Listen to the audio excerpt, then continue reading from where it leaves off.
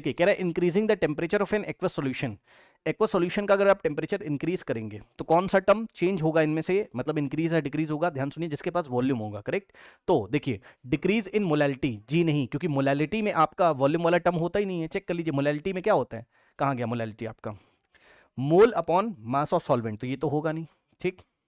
उसके बाद नेक्स्ट आइए decrease in the mole fraction. Mole fraction में तो आपको बताया था मोल अपॉन मोल होता है, चेक कर लीजिए भाई, मोल फ्रैक्शन में कोई चेंज नहीं होगा आपका, बिकॉज मोल फ्रैक्शन क्या है, mole of solute divided by mole of solution. Mole temperature पे डिपेंड नहीं करता, मोल टेम्परेचर पे डिपेंड नहीं करता, ठीक है ना।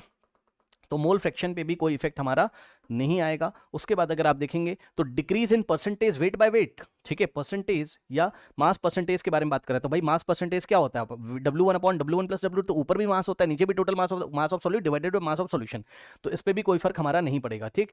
अब मोलैरिटी क्या होती है, मोल्स डिवाइडेड बाय हमारा वॉल्यूम होता है, चेक कर लीजिए मोलैरिटी क्या होता है, मोल divided by volume of the solution in litres होता है, ठीक है ना।